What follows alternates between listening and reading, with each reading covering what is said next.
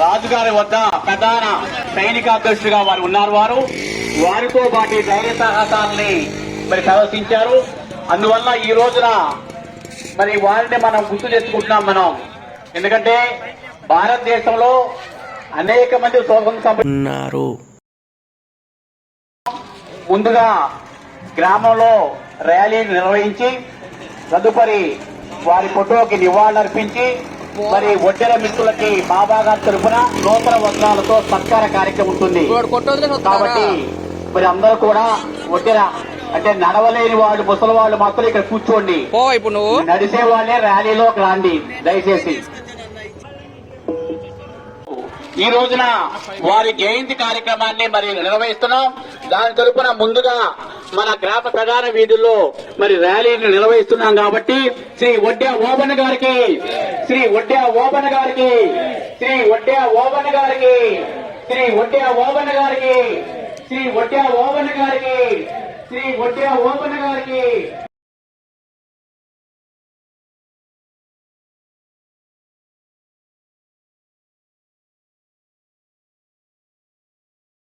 శ్రీ ఒడ్డె ఓబన్న గారికి, శ్రీ ఒడ్డె ఓబన్న గారికి, శ్రీ ఒడ్డె ఓబన్న గారికి, శ్రీ ఒడ్డె ఓబన్న గారికి, శ్రీ ఒడ్డె ఓబన్న గారికి. మరి దయచేసి ఎందుకంటే చాలా మంది మిత్రులు ఇంకా రావాల్సిన వాళ్ళు ఉన్నారు.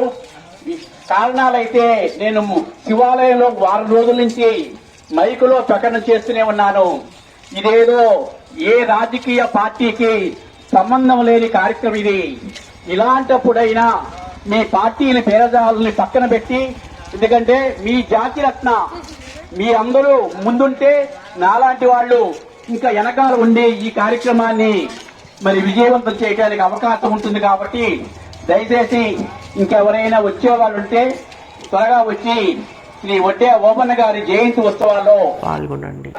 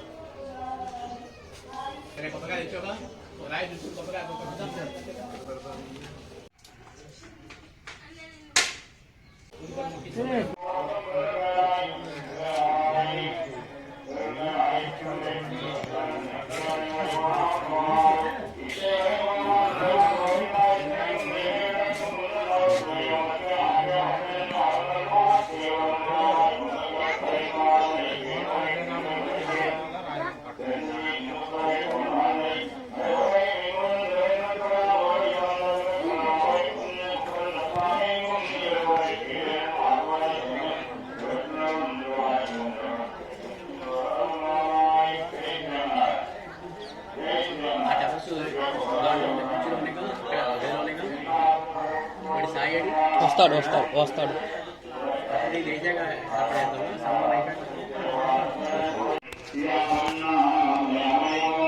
ఇక్కడ చేస్తాడు కింద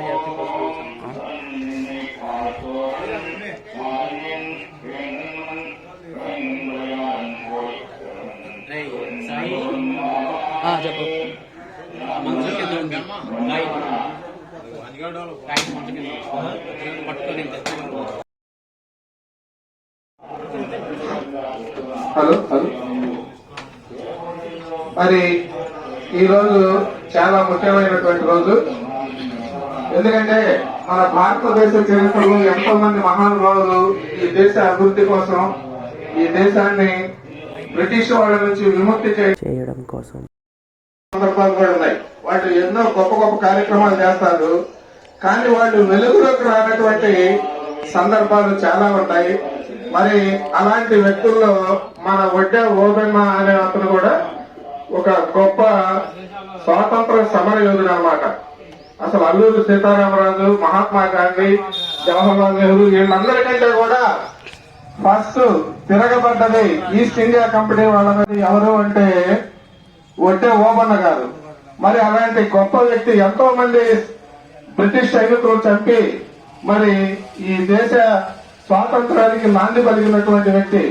అలాంటి వ్యక్తి యొక్క చరిత్ర చాలా కాలం పాటు మరి అందుబాటులోకి రానటువంటి సందర్భం ఉంది. ఇప్పటికీ కూడా ఆయన పుట్టిన తేదీ కొంతమంది 1807 సంవత్సరం అని, కొంతమంది 1816 సంవత్సరం అని ఇలా భిన్నంగా వినిపిస్తూ ఉన్నాయి. ఆయన పుట్టిన తేదీ మాత్రం జనవరి 11 మాత్రం అది ఖచ్చితం. సంవత్సరం అనేది మాత్రం కొంచెం ఒక్కొక్కరేమో 207 సంవత్సరం అని, ఒక్కొక్కరేమో 2016 సంవత్సరం అని ఇలా భిన్నంగా చెప్పడం జరుగుతుంది. ఏదైతేనేమి ప్రతి సంవత్సరం జనవరి 11వ తారీఖు ఇలాంటి గొప్ప వ్యక్తుల యొక్క మరి పుట్టినరోజులు జరిగితే మరి మన చరిత్రలో ఇలాంటి వ్యక్తులు ఉన్నారు, వీళ్ళు చాలా సాహసమైనటువంటి వ్యక్తులు అనేది రాబోయే తరాలకి తెలుస్తుంది. మనం చెప్పలేదనుకోండి, రాబోయే తరాలకి ఈయనెవరూ అసలే తెలియదు.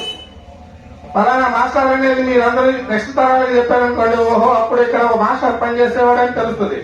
లేదు చెప్పలేదనుకోండి, ఎవరికి తెలియదు ఇక్కడ ఏం జరిగింది ఏంటనేది ఎవరికి తెలియదు.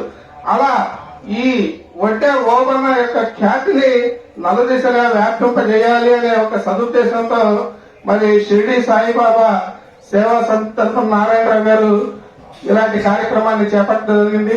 ఈ ఒడ్డే ఓబన్న ఒక్కడే కాదు, ఇంకా చాలా మంది వ్యక్తులు కూడా మరి వాళ్ళ చరిత్రలు లేక తెలియనటువంటి సందర్భాలు ఉన్నాయి. అలాంటి వాళ్ళందరినీ కూడా మరి జనానికి ఒకసారి పరిచయం చేసి వాళ్ళ గొప్పతనాన్ని తెలియజేయాలి అనే ఒక మంచి దృఢ సంకల్పంతో ఇలాంటి కార్యక్రమాలు నిర్వహించడం జరుగుతుంది. మరి ఈ ఒడ్డే ఓబన్న గారు ఇప్పుడు మనం రాయలసీమగా తెలుసుకునేటటువంటి రాయలసీమ ప్రాంతంలో రేనాడు ప్రాంతంలో జన్మించాడు. అది 1807 సంవత్సరం కానీ 1816 కానీ మొత్తం మీద జనవరి 11వ తారీఖునైతే పుట్టాడు. మరి లెక్క ప్రకారం ఈ రోజు మనం ఆయన్ని 217వ జయంతి జరుపుకుంటున్నామని చెప్పాలి 16 ప్రకారం లెక్క తీసుకుంటే. మరి 217వ జయంతి ఉత్సవాలు జరుపుకుంటున్నాం. ఏంటి ఆ గొప్పతనం అంటే, ఈయన ఒక ఒడ్డెర జాతి వ్యక్తి. ఆ రోజుల్లో సంచార జాతులు ఉన్నాయి, కోయలు, ఒడ్డెరలు, అలానే వాల్మీకి బోయలు, వీళ్ళందరూ కూడా నల్లమల అడవుల్లో సంచరిస్తూ భయంకరమైనటువంటి అడవుల్లో సంచరిస్తూ జీవిస్తూ ఉండేవాళ్ళు. అలాంటి వ్యక్తుల్లో ఒడ్డే ఓబన్న గారు కూడా ఒకడనమాట. అందరూ ధైర్యవంతులు ఉండరు, కానీ అందరిలో ఒక్కడు మాత్రమే ధైర్యవంతులు ఉంటారు. అలాంటి వ్యక్తి మన ఒడ్డే ఓబన్న గారు అన్నమాట. మరి ఈయన రాయలసీమగా పిలుచుకునేటటువంటి మనం ప్రస్తుతం ఆ ప్రాంతంలో రేనాడు ప్రాంతం అని ఉండేది. ఆ రేనాడు ప్రాంతంలో జన్మించాడు. ఆ రేనాడు ప్రాంతంలో ఆయన పుట్టిన తర్వాత ఈస్ట్ ఇండియా కంపెనీ వాళ్ళు, అంటే బ్రిటిష్ వాళ్ళు మన దేశానికి వ్యాపార నిమిత్తం వచ్చి మన దేశంలో ఉన్న సంపదలంతా కొలగొడుతూ ఉండేవాళ్ళు అనమాట. మరి వాళ్ళకి ఈస్ట్ ఇండియా కంపెనీ వాళ్ళకి అప్పుడైతే ఇక్కడ చిన్న చిన్న రాజులుగా స్థిరపడినటువంటి వ్యక్తులకి మధ్య వివాదాలు వచ్చాయన్నమాట. ఈ పన్నులు చెల్లించడంలో కానీ వాళ్ళకి మరి ఇవ్వాల్సినటువంటి పరిహారం ఇవ్వకపోవడం అనేటటువంటి విషయంలో కానీ వివాదాలు వస్తూ ఉండేవన్నమాట.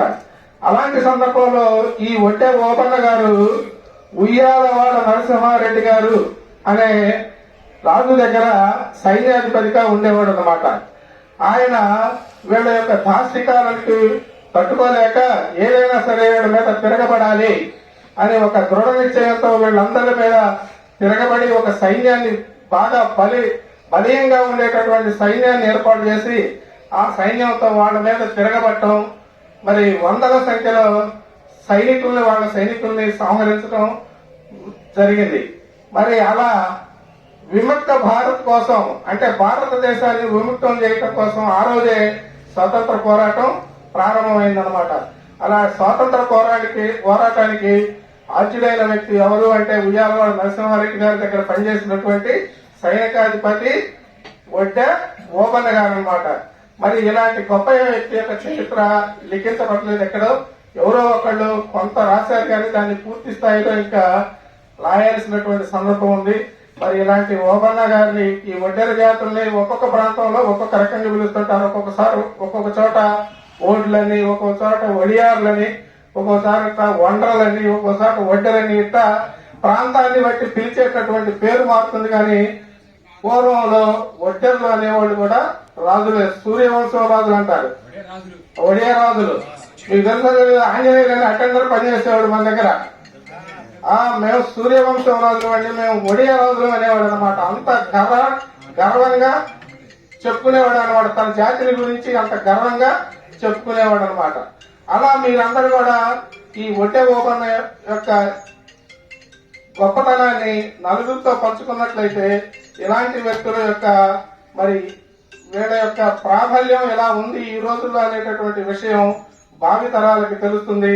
మనం కూడా ఒడ్డె ఓబన్నలాగా సందర్భం వస్తే దేశం కోసం, మన జాతి కోసం, మన కోసం మనం అవసరమైతే పోరాటాలు చేయాలి అనే ఒక స్ఫూర్తిని మనం వాళ్ళలో నింపినటువంటి వ్యక్తులు అవుతాం.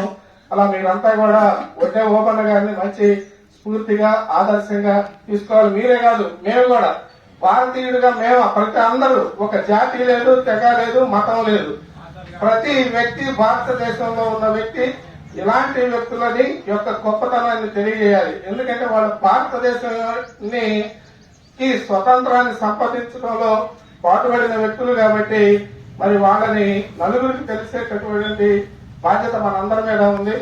అలా ప్రతి సందర్భంలో ఒక గొప్ప వ్యక్తి యొక్క పుట్టినరోజును జరుపుకుంటూ వాళ్ళ యొక్క గొప్పతనాన్ని తెలుసుకుంటూ మరి మన జాతి యొక్క నిర్మాణంలో మనందరం కూడా పాత్ర పోషించాలనేటువంటి ఆశయంతో నారాయణరావు గారు ఇలాంటి కార్యక్రమాలు నిర్వహిస్తున్నారు. మరి ఈ సందర్భంగా వారికి ప్రత్యేకమైనటువంటి ధన్యవాదాలు. మీ అందరి తరఫున, నా తరఫున, మన భారత జాతి తరఫున, అందరి తరఫున కూడా నారాయణరావు గారికి ప్రత్యేకమైనటువంటి నమస్కారం.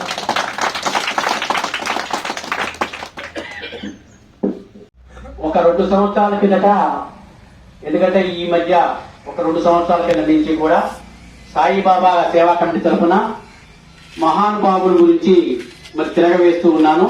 ఆ తిరగవేసే క్రమంలో ఇప్పుడు మనం ఒడ్డే ఓబన్న గారి గురించి కూడా నాకు మరి తెలిసింది. అప్పటి నుంచి కూడా వారి యొక్క వివరాలు సేకరించి ఈ రోజు కోసం మరి ఎదురు చూస్తున్నాను. నిన్ననే మరి మీ కులానికి సంబంధించిన హైదరాబాద్ లో ఒక పెద్ద, అంటే వారు ఇలాంటి సేవా కార్యక్రమాలు చేస్తూ ఉంటారు. ముఖ్యంగా ఒడ్డే ఓబన్న గారి విగ్రహాలు మరి తెలంగాణలోను, ఆంధ్ర రాష్ట్రంలో కూడా కొద్దిగా ఇప్పుడే వస్తూ ఉన్నాయి. వారు చెప్పింది ఏంటంటే, ఈ యొక్క ఉయ్యాల వాడ నరసింహారెడ్డి గారు, అంటే సైరా సినిమాలో మన చిరంజీవి గారి సినిమాలో మరి కొద్దిగా ఈ యొక్క ఉయ్యాల మన ఒడ్డే ఓబన్న గారి పాత్ర తక్కువగా ఉందండి. దాని గురించి అప్పుడు తిరుగుబాటు చేయడం జరిగింది. అయితే ఒకటి వాస్తవం, అంతకుముందు ఈ ఒడ్డే ఓబన్న అనేవారు ఎవరనేది చాలా మందికి తెలియదు. ఆ సినిమా తీయడం వల్ల అసలుకి ఆయన గురించి తెలుసుకోవాలని ఆసక్తి ఏర్పడింది. ఇది ఒక రకంగా మంచిదైంది.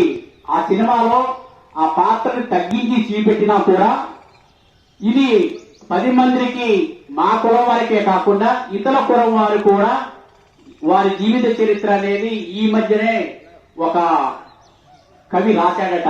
అది వారు నాకు నిన్న తెలియపరిచారు. అయితే ఇక పుస్తకాలన్నీ ఇక మన ఆంధ్ర రాష్ట్రంలో కొంతమందికి వద్ద ఉండొచ్చు. వారు ఇంకా పూర్తి వివరాలు ఎక్కడున్నాయండి, వారి ఫోటోలు కూడా నేను అడిగాను. అంటే విగ్రహాలు అంటే మీకు త్వరలో పంపుతానని చెప్పారు. ఎందువల్లంటే భారతదేశానికి స్వతంత్రం అనేక మంది పోరాట ఫలితంగా వచ్చింది. మన దురదృష్టం ఏంటంటే ఇవాటికి కూడా అదే దురదృష్టం వెంటాడుతూ ఉంది. ఎవరైతే అధికారంలో ఉంటారో వారికి సంబంధించిన వారిదే ప్రాధాన్యత ఇస్తున్నారు. ఇది ఎవరిని నేను అధికార పార్టీ విమర్శించడం కాదు, కానీ వాస్తవాలు చెప్పాలి. అగ్రవర్గాల వాళ్ళే ఆ రోజు మరి బ్రాహ్మణులు కావచ్చు, రెడ్డిస్ కావచ్చు, కమ్మస్ కావచ్చు. ఎందుకంటే కొన్ని విషయాలు మనం అంగీకరించకపోతే సమాజం వారిని సరైన దారిలో చైతన్యపరచలేము. అందువల్ల కొన్ని జీవిత చరిత్రలే వెలుగులోకి వచ్చాయి. ఇది ఒక రకంగా అయితే మొదటి తరం స్వతంత్ర సమర యోధుడు వీరు.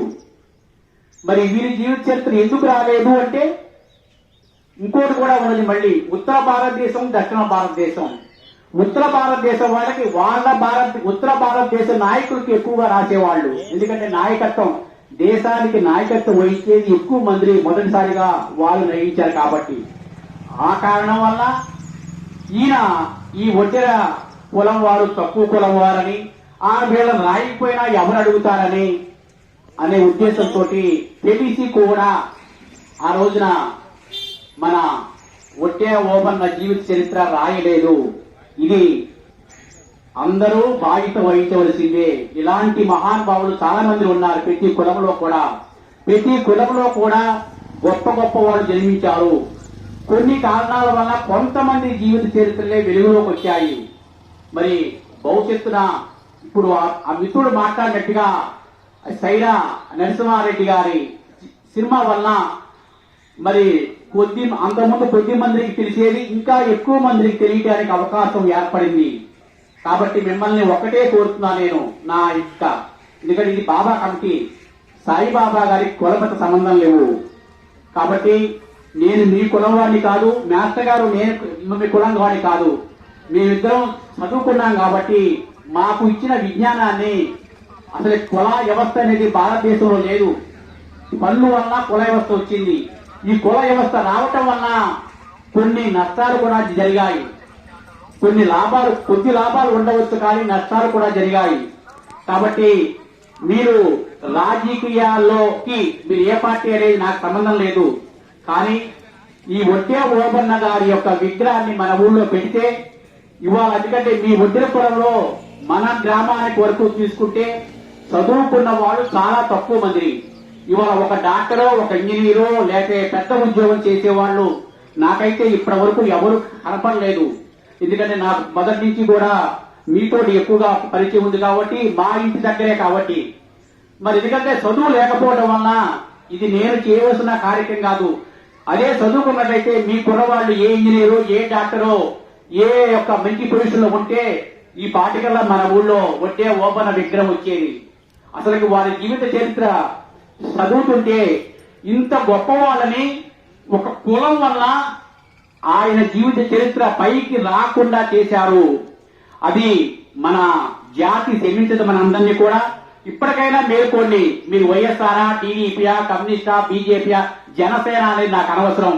నేను ఎప్పుడు కూడా మీ ఇంటికి వచ్చి, గతంలో కూడా ఇక్కడ మైక్ లో చెప్పాను, మీ ఇంటికి వచ్చి ఏ పార్టీకి ఓటు ఏమీ అడగను. కానీ ఇప్పుడు మిమ్మల్ని అర్థిస్తున్నాను. ఈ యొక్క ఇక్కడ బాబా తరఫున గత 3 రోజుల కిందట మా మిత్రులు, ఒడ్డెర మిత్రులు వచ్చారు. ఎప్పుడైతే మీరు 5,116 రూపాయలు బాబా తరఫున అందిస్తాను ఈ విగ్రహ కార్యక్రమానికి. మరి మీరు ఎప్పుడు సంవత్సరం లోపల, ఎందుకంటే కాలాపన చేస్తే పని అవ్వదు. మాస్టర్ గారు నేను కూడా కొన్ని విగ్రహాలు మన స్కూల్లో, మరి ఆ రోజున మాస్టర్ గారికి డబ్బులు రాకపోయినా వారే కొంత డబ్బులు భరించుకొని మరి స్కూల్లో పెట్టడం జరిగింది. అంబేద్కర్ గారు గారి ఇంకా కొన్ని మహానుభావులు విగ్రహాలు. అట్లనే మిమ్మల్ని నేనేమి ఈ ఒట్టే ఓబన్న విగ్రహానికి మీరందరూ మీరు పార్టీని పక్కన పెట్టి అందరూ ఈ విషయంలో అయినా సరే కలవండి. కలవకపోతే మనం వెనకబడిపోతాం. మన కులంలో మీ అబ్బాయి అంటాడు, అల్లూరి సీతారామరాజు గారు చేస్తున్నారు, గాంధీ గారు చేస్తున్నారు, పొట్టి శ్రీరాములు గారు చేస్తున్నారు, లాలబహదూర్ శాస్త్రి గారు చేస్తున్నారు, నెహ్రూ గారు చేస్తున్నారు. మన కులంలో మహానుభావులు లేడా, మన కులంలో స్వతంత్ర సమరయోధులు లేడా అనేది పిసిన వస్తూ ఉంటుంది. అరే మన కులంలో గాంధీ గారి కన్నా, అల్లూరి సీతారామరాజు కన్నా మొదటి తరం స్వతంత్ర సమరయోధులు ఎవరంటే ఒట్టే ఓబన్న. గర్వంగా చెప్పవచ్చు మీరు.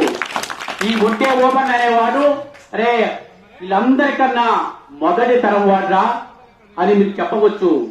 అందువల్ల పెద్ద ఇది మీరు అందరూ కలిస్తే, అయితే మీ కులం వారికే నాయకుడు కాదాయన, మాకు కూడా నాయకుడు. కానీ ఏంటంటే ఇవాళ అన్ని విగ్రహాలు పెట్టాలంటే అందరి వలన అవ్వదు. కాబట్టి కనీసం ఇప్పుడు వాల్మీకి మహర్షి విగ్రహాన్ని, వాల్మీకి మహర్షి జయంతిని, మహాయోగి లవకుశల్ని పెరిగారు, సీతమ్మ వారికి ఆశ్రమించారు. అలాంటి మహానుభావుడు విగ్రహమే ఈ రోజుల్లో గ్రామాల్లో లేవు. అది గమనించి నేను వాల్మీకి సంఘం వాళ్ళని సమావేశం ఏర్పాటు చేసి, అది మరి ఆర్టీసీ బ్రహ్మం గారు ఎక్కువ భాగం దానికి మరి ఆ ఖర్చు భరించారు. మీరందరూ ఒకళ్లే భరించే స్తోమత మీకు లేదు కాబట్టి విగ్రహానికి అందరూ తలపత్త వేసుకున్నాం. కాబట్టి ఆ విగ్రహాన్ని సంవత్సరం లోపల పెట్టాలి. ఇదేదో ఇక్కడ ఏదో మీటింగ్ చెప్పాం కాదు. ఈసారి మాస్టర్ గారు నేను ఆ విగ్రహం మీరు పెట్టిన విగ్రహం వద్ద జయంతి చేద్దాం. మనం సంవత్సరానికి ఒకసారి జయంతి గాని వర్ధంతి గాని. ఎందుకంటే ఇది భావి తరాలకి మీరు అందించే విజ్ఞానం. ఇది మీ పిల్లలకి మీ మనవళ్ళకి అరే మన కులంలో కూడా ఉన్నారా, మనం దేశానికి పోరాడాం మనం అని చెప్పడానికి పనికొస్తుంది ఇది దయచేసి. కాబట్టి కార్యక్రమంలో భాగంగా మరి నాకు లిస్ట్ ఇచ్చారు. ఇక్కడ మిమ్మల్ని అందరినీ కూడా నూతన వస్త్రాలతో సత్కరించాలని. కాబట్టి ఇక్కడ ముసలి వాళ్ళు మరి పైకి ఎక్కలేదు కాబట్టి కింద చేద్దాం కార్యక్రమం. ఓకే, ఎవరిని కూడా నేను పిలవలని చెప్పడం జరిగింది. నా మిత్రుడు ఆంచల జగన్నాథ్ గారు నాకు అనే కార్యక్రమాలు ఉంటారు కాబట్టి ఏ రాజకీయ నాయకుడు కూడా నేను ఈ కార్యక్రమం ఇక్కడ రాజకీయ రంగు పిలుపుతారు కాబట్టి అలాంటి సంబంధం లేకుండా మనం కార్యక్రమాలు చేస్తున్నాం. మరి మొదటిగా ఒకవేళ దీంట్లో పేరు లేకపోయినా మీరు ఎవరైనా మిత్రులు తెలిస్తే నేను మరి పిలుస్తాను. మన సంప్రదాయం ఏంటంటే మనకన్నా ఇతర గ్రామస్తులకి ముందు ప్రాధాన్యత ఇవ్వబడుతుంది కాబట్టి ఊటుకూరు వాస్తవాలు ముందుగా పిలుస్తున్నాం. తమ్మిశెట్టి కొండ గారు, తమ్మిశెట్టి. ఎందుకంటే మనకి ఇతర గ్రామాలకి మనం గౌరవించడం అనేది సంప్రదాయం. మనకి బాబా గారి కమిటీ గాని మనకు గాని. తమ్మిశెట్టి చంద్రరావు గారు ఇద్దరు పేర్లు ఇచ్చారు.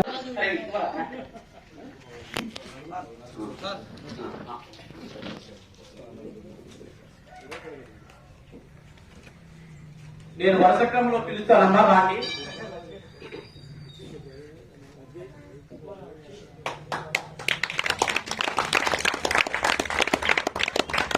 కొంచెం పెద్ద వెంకటేశ్వర గారు, రాకపోతే కొంచెం కృష్ణ గారు, కిట్టయ్య గారు అంటారు.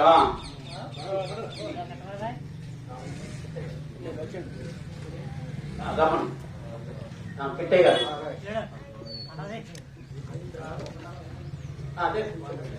తర్వాత కొంచెం పెద్ద వెంకయ్య గారు,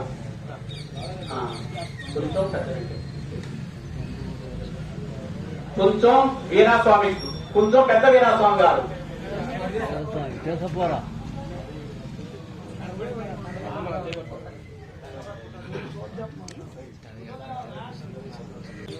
కొంచెం పెద్ద వీరాస్వామి గారు.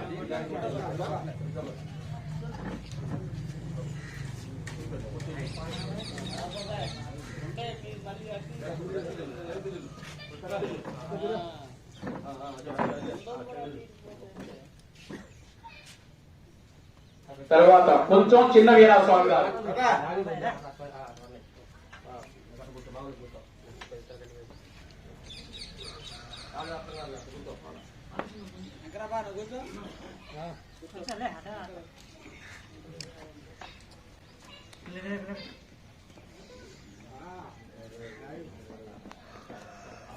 చప్పట్లు పట్టండి రా బాబు.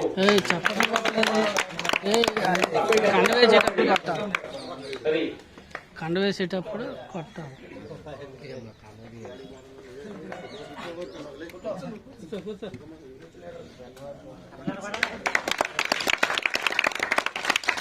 కొంచెం చిన్న వెంకటేశ్వర గారు.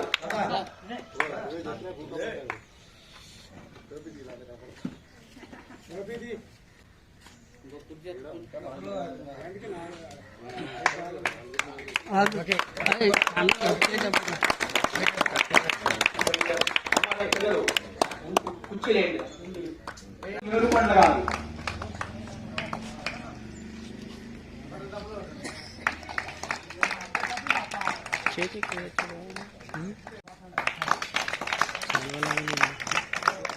తమ్మిశెట్టి నాగరాజు గారు.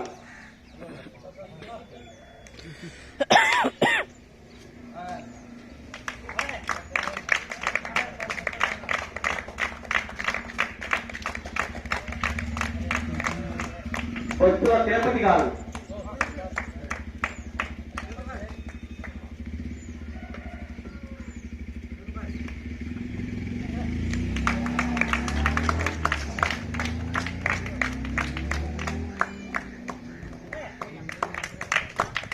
ఓడుస్తు నాగరాజు గారు.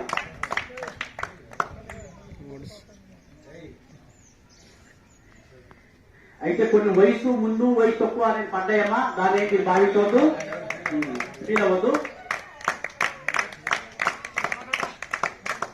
కొంచెం వెంకటరావు గారు,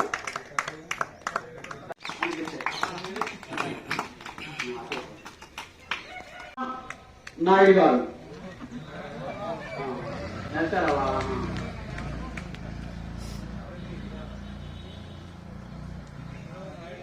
బతుకుల వెంకటేశ్వర గారు, రాజనాథ్ గారు అంటారు, బతుకుల వెంకటేశ్వర గారు.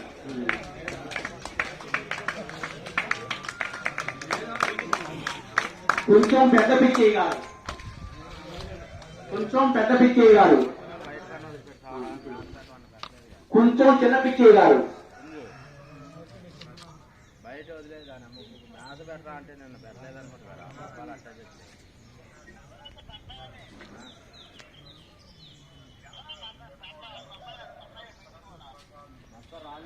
కొంచెం అప్పారావు గారు,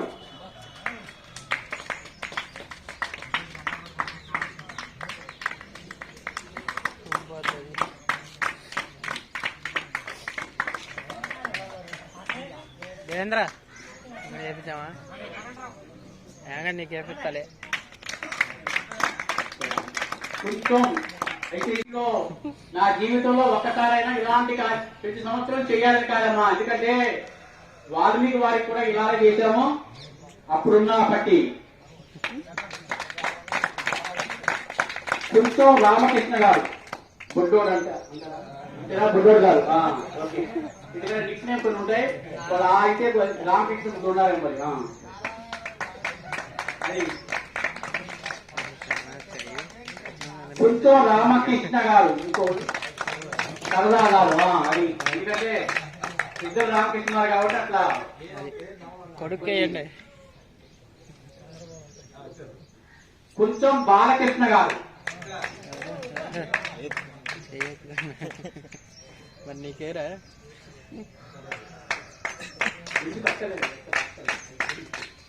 బోరుసు మధు గారు, మధు గారు,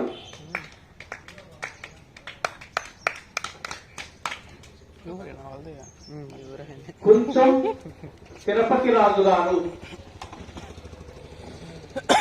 తిరుపతి రాజు మంగారెడ్డి అయితే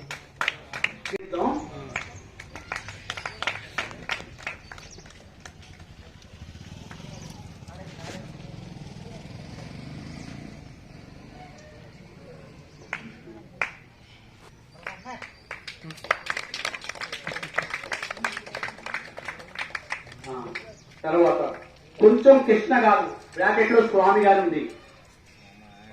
కొంచెం కృష్ణ గారు, బ్రాకెట్ లో స్వామి, అయ్యప్ప స్వామి, మాలేశ్వర స్వామి గారు, చిన్న తిరుపతిరావు గారు. చాలా ఉన్నాయన్న, మొత్తం కండాలు మొత్తం పడతాయి. 60 కండాలు ఉన్నాయి. ఏం 60 సరిపోతాయి, సరిపోతాయి నీకు రాపించాను పేరు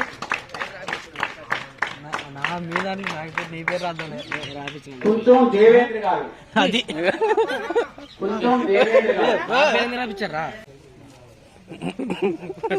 వీడియో సరే. కొంచెం వెంకటరావు గారు,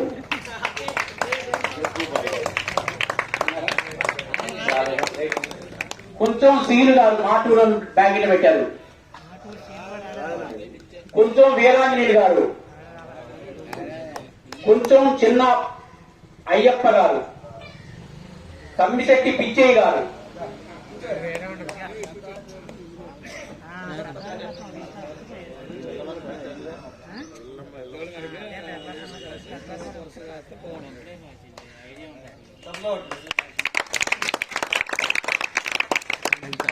కొంచెం జమలయ్య గారు.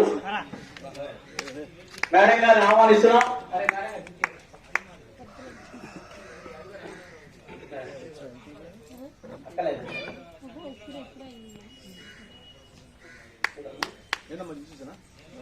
కొంచెం జమలయ్య గారు,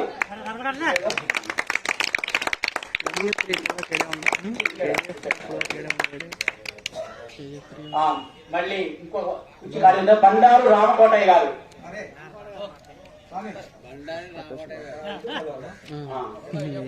ఉందా బుక్ ఎక్కడ ఉంది. బండారు రామకోటయ్య గారు.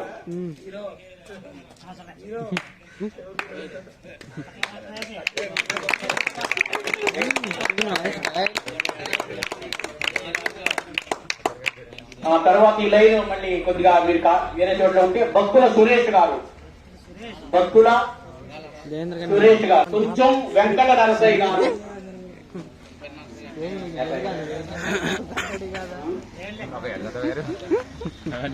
భయపత్రం గోపి గారు. అమ్మా గోపి గారు.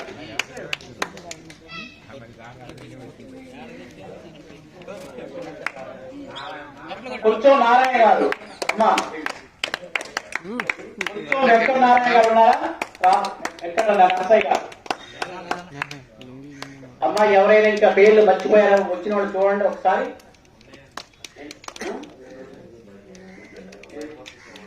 బయ్యముతక శివ గారు. బయ్యముతక శివ గారు.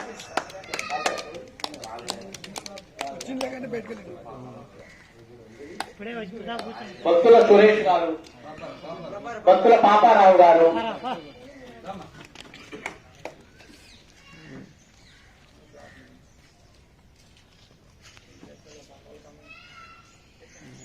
ఇప్పుడు 2 కార్యక్రమాలు ఉన్నాయి. ఒకటి గ్రూప్ ఫోటో, ఒకటి అక్కడ అందరూ కూడా మనం నివాళులు అర్పించినట్టుగా. ముసలివాడి కింద ఉండండి, ఎందుకంటే పైకి ఎక్కలేదు కాబట్టి.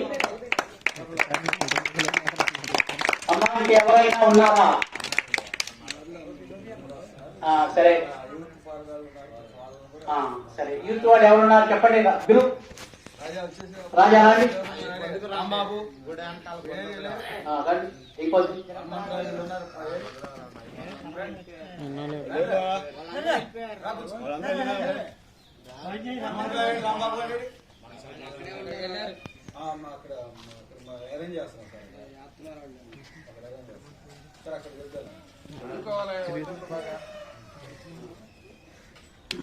ఇప్పుడు గ్రూప్ ఫోటోకి దిగుదాం అమ్మా.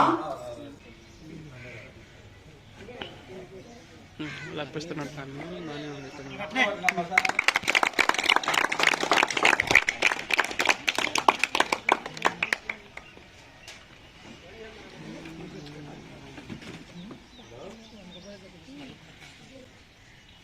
మన ఊటుకూరు నుంచి కూడా రావటం జరిగింది.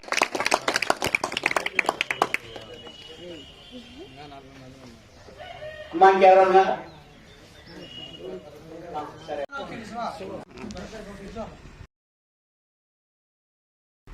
అమ్మ ఫోటో ఉంటే తీయడానికి వాళ్ళు ఉన్నారుగా.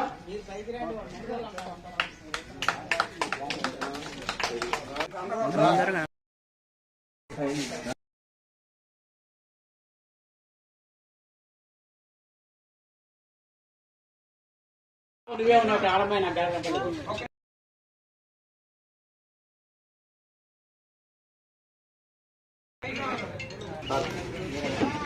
శశిరెడ్డి గారికి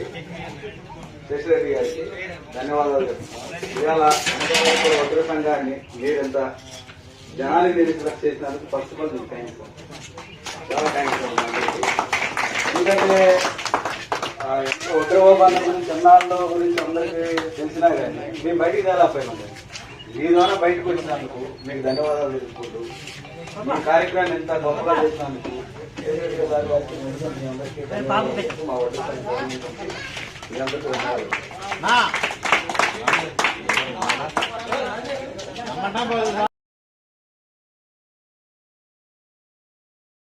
చెప్పిందంటే కలిసి సరే అయితే పొద్దున్న వస్తాను అవన్నీ చేసే గుళ్ళోకి అండవు.